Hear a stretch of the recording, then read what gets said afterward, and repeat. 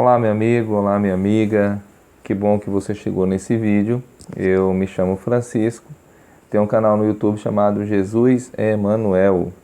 E nós estamos fazendo uma série de estudos da Palavra de Deus. Nesse momento, convido você a fazermos uma breve oração. Amado Senhor Deus, esteja conosco nesse momento, ao abrir a Tua Palavra, que possamos aprender mais do Senhor. Esteja com essa pessoa que está estudando conosco, que o Senhor possa abrir a nossa mente, o nosso coração. Obrigado por tudo, te agradecemos, no nome do Senhor Jesus. Amém.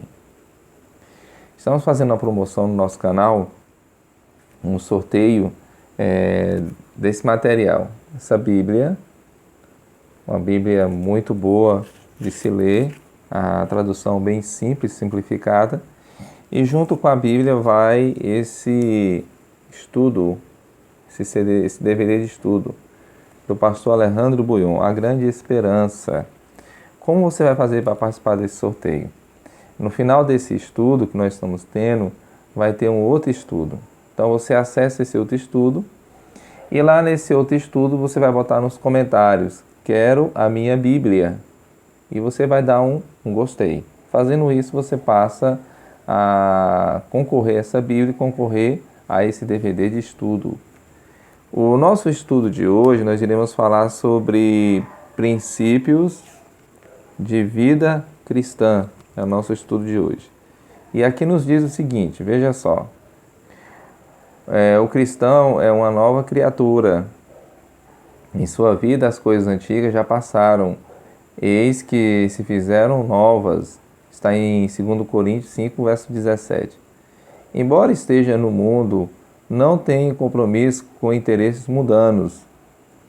É cidadão e embaixador do reino celestial. Por preceito e exemplo, deve influenciar outras pessoas, oferecendo-lhes um estilo de vida melhor. Não faz isso com extremismo, afetação ou ar de superioridade, mas porque tem Cristo no coração e espalha seu amor. A Bíblia ensina como tal experiência é vista no dia a dia do cristão. Então veja só, aqui embaixo nós temos uma perguntinha e a pergunta é o seguinte: que práticas frequentes contribuem para a manutenção e fortalecimento da fé e do crescimento espiritual do crente, né? Então nós vamos ver algumas práticas e essas práticas elas servem para a manutenção, né, da fé e o crescimento espiritual do crente.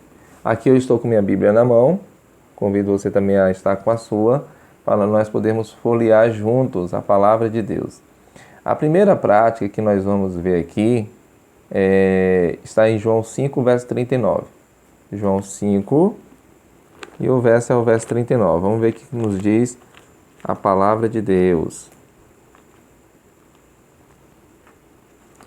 João 5, 39. E o texto nos diz o seguinte, veja só. Examinais as Escrituras, porque julgais ter nela a vida eterna, e são elas mesmas que testificam de mim. Então, o primeiro texto que nós temos aqui está falando sobre o estudo diário da Palavra de Deus, o estudo diário da Bíblia, né? Essa é a primeira prática. A pessoa ela tem que ser um estudioso da Bíblia. Todos os dias está buscando na Palavra de Deus, né, orientações para a sua vida. A segunda prática nós achamos em Colossenses, capítulo 4 do livro de Colossenses. E o verso é o verso 2. Colossenses 4. E o verso é o verso 2. E o texto nos diz o seguinte, veja só. Perseverai na oração, vigiando com ações de graça. Então, a segunda prática que o crente deve ter é uma vida de oração, né? Então, perceba o seguinte, o cristão ele deve ter um relacionamento com Deus. E esse relacionamento vem, primeiramente, ao estudar a Bíblia, e também uma vida de oração, né? Ele tem que ter esse momento de oração com Deus, ele tem que buscar a Deus, né? Ele tem que ter o seu momento íntimo, né? o seu momento de abrir o coração a Deus. Então, tem que ter uma vida também de oração. A terceira prática que a pessoa deve ter é Hebreus 10, verso 25. Vamos lá? Vamos descobrir qual é a terceira prática que ele deve ter para fortalecer a sua fé e para seu crescimento espiritual. O capítulo 10, o verso 25, nos diz assim, veja só. Não deixeis de congregar-nos, como é costume de alguns. Antes façamos admoestações, e tanto mais quanto verdes que o dia se aproxima. Então aqui a terceira prática, né, é que a pessoa não deixe de ir aos cultos da igreja, né, que as pessoas sejam frequentes aos cultos, né. Perceba que isso também é importante, isso ajuda a fortalecer, né, a fé, também a crescer espiritualmente. E nós vamos ver agora a quarta prática. Marcos, capítulo 5, verso 18 ao 20. Tem uma mensagem para mim e para você. Vamos lá? Marcos 5.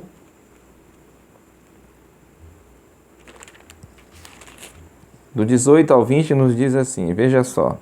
18 ao 20. Ao entrar Jesus no barco, suplicava-lhe o que fora endemoniado, que o deixasse estar com ele.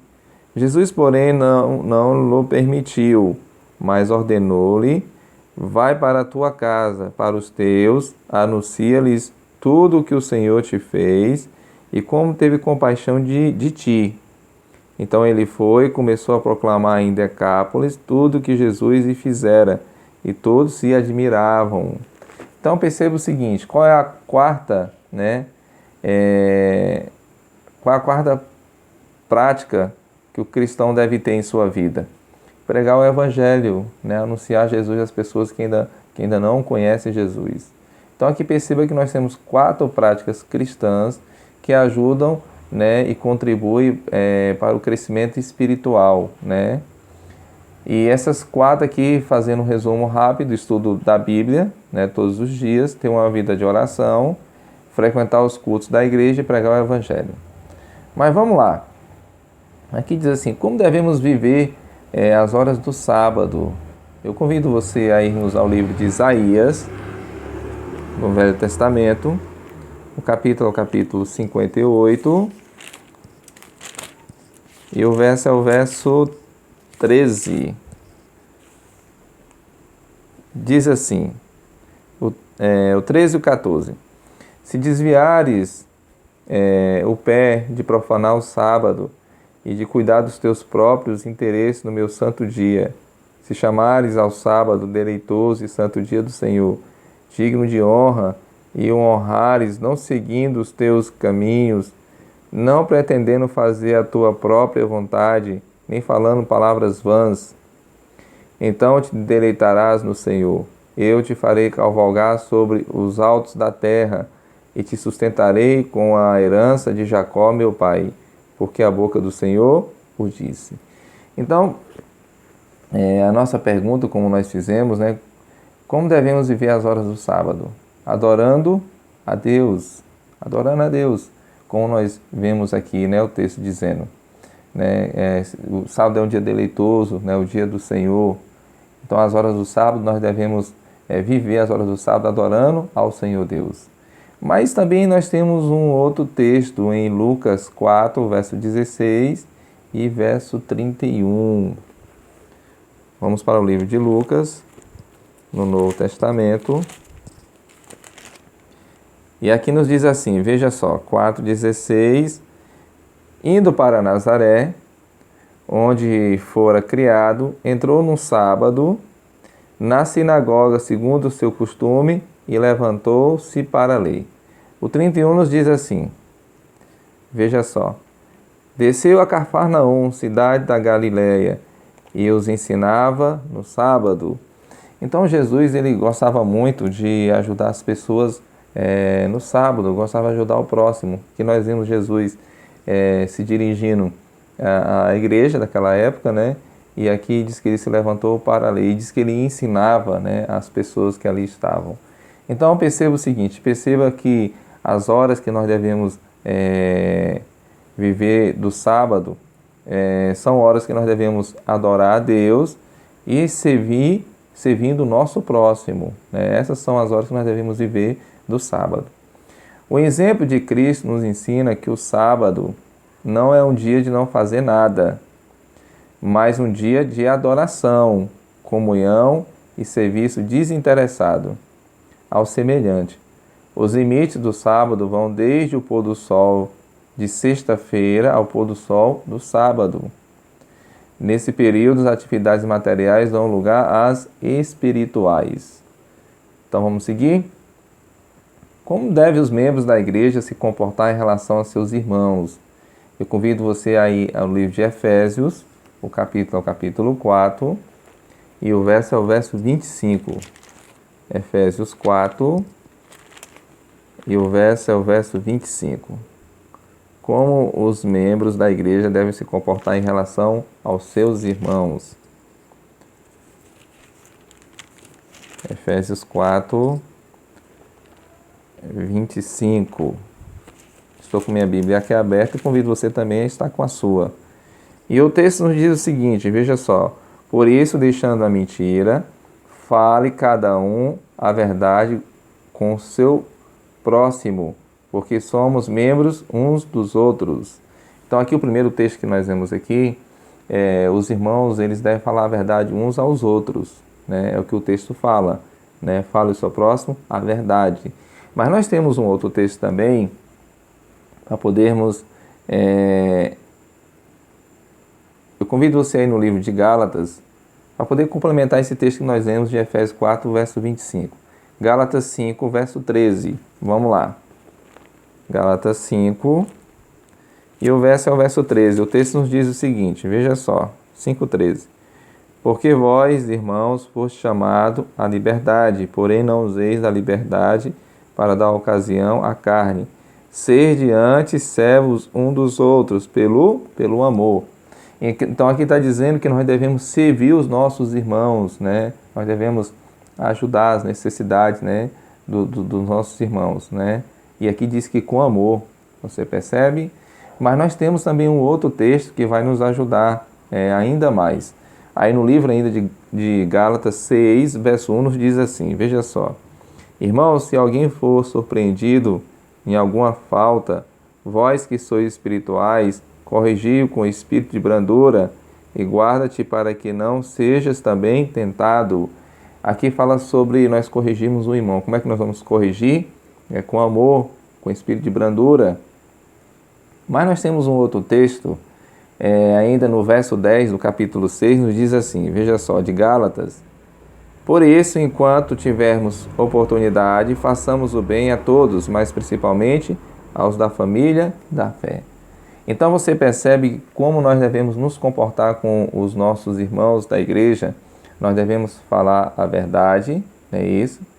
Nós devemos servir uns aos outros. Nós devemos corrigir com amor, não é isso? E aqui é interessante pelo seguinte, né? E fazer o bem, né? Então, é assim que nós devemos nos comportar em relação com os nossos irmãos. Aqui diz assim, que princípios a Bíblia estabelece para o vestuário feminino? Então, a Bíblia fala sobre o vestuário feminino. Convido você a irmos ao livro de Timóteo. O livro vai ser 1 Timóteo 2, verso 9.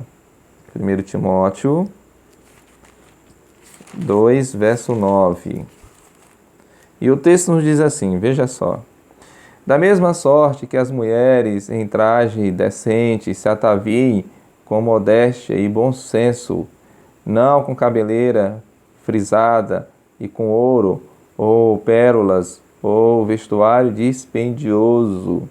Você percebe aqui que aqui dá a receita, e é interessante que o texto diz o seguinte, que as mulheres devem se vestir com um traje decente, não é isso? E o que é interessante também é que fala que ela deve se vestir com modéstia e bom senso. E ela não deve se vestir com um vestuário dispendioso. O que é dispendioso? Extravagante.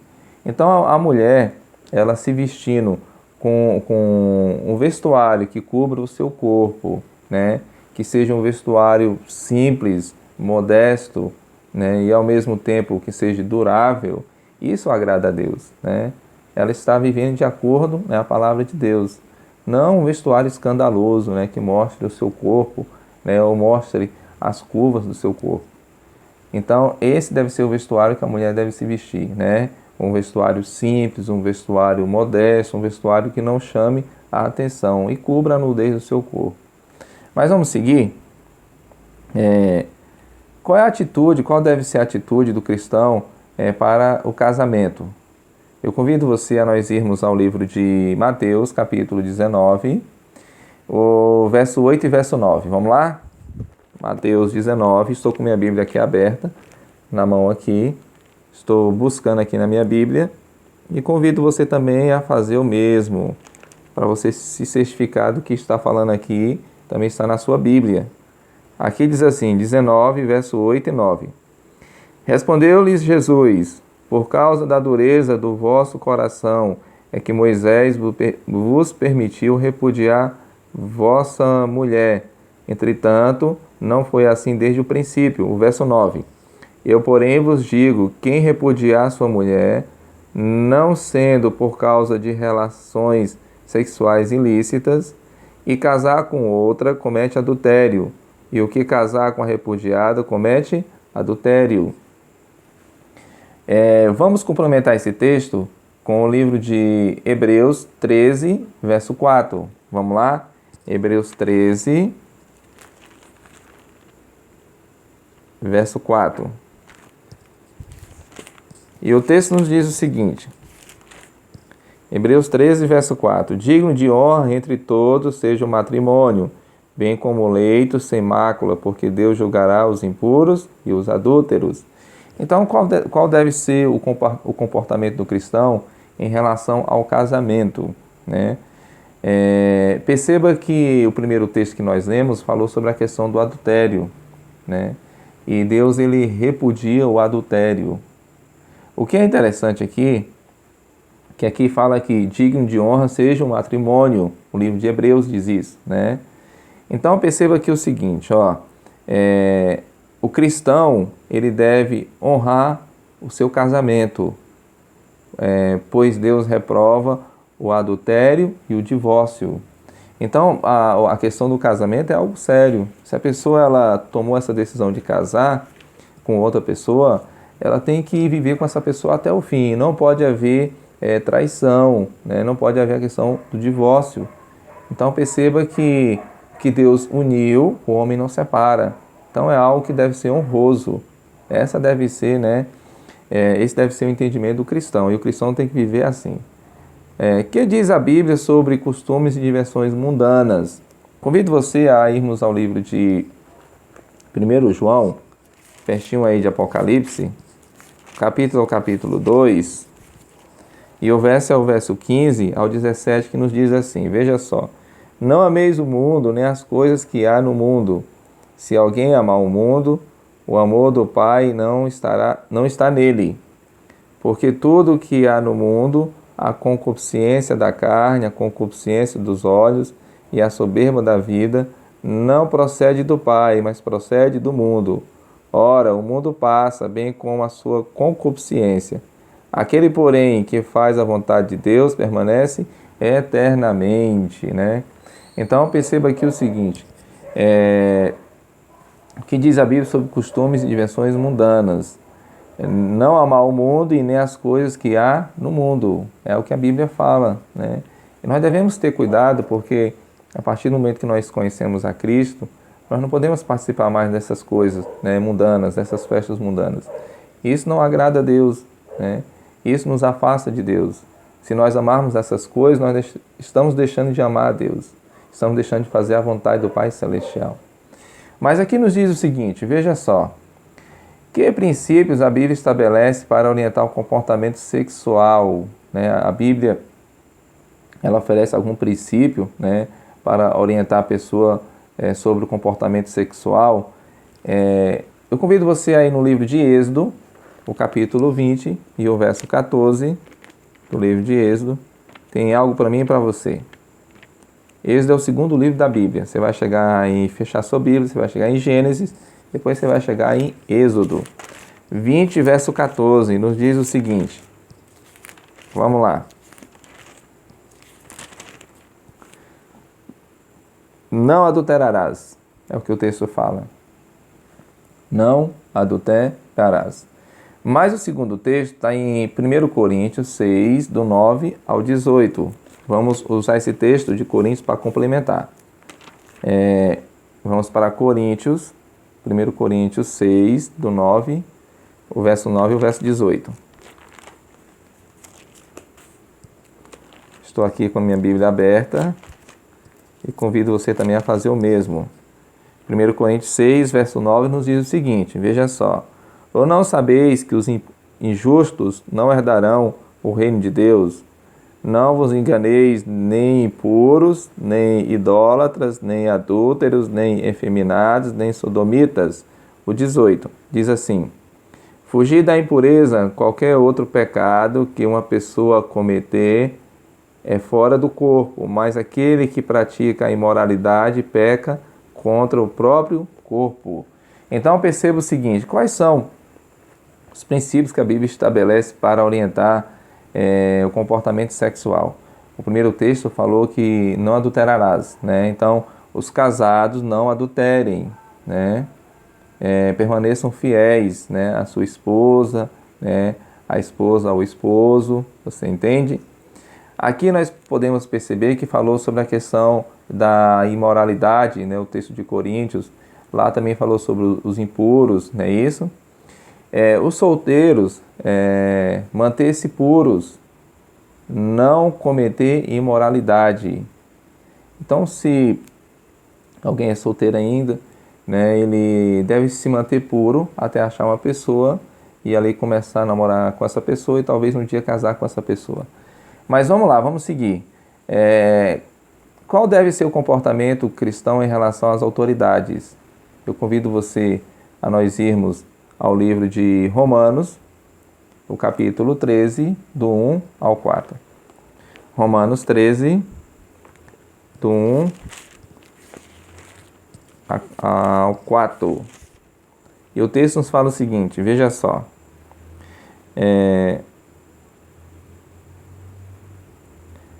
Todo homem esteja sujeito às autoridades superiores, porque não há autoridade que não proceda de Deus, e as autoridades que existem foram por ele instituídas. De modo que aquele que se opõe à autoridade resiste à ordenação de Deus, e os que resistem trarão sobre si mesmo condenação, porque os magistrados não são para temor quando se faz o bem, e sim quando se faz o mal. Queres tu não temer a autoridade? Faze o bem e terás louvor dela, visto que a autoridade é ministro de Deus para o teu bem. Entretanto, se fizeres o mal, teme, porque não é sem motivo que ela traz a espada, pois é ministro de Deus, vingador para castigar o que pratica o mal. O texto acima que nós lemos, o verso 1 diz assim, todo homem esteja sujeito às autoridades, né? E ele diz mais dizendo o seguinte, porque não há autoridade que não proceda de Deus. E as autoridades que existem foram por eles instituídas. Então, qual deve ser o comportamento do cristão em relação às autoridades? Deve respeitar, porque foi instituída por Deus, foi constituída por Deus. Então, tem que ter respeito. Aqui diz assim, que cerimônias foram instituídas por Jesus para os cristãos e o que elas significam? Abra sua Bíblia no livro de João, o capítulo 13, o verso 4 e o verso 5. Vamos lá ver o que nos diz a palavra de Deus. João 13.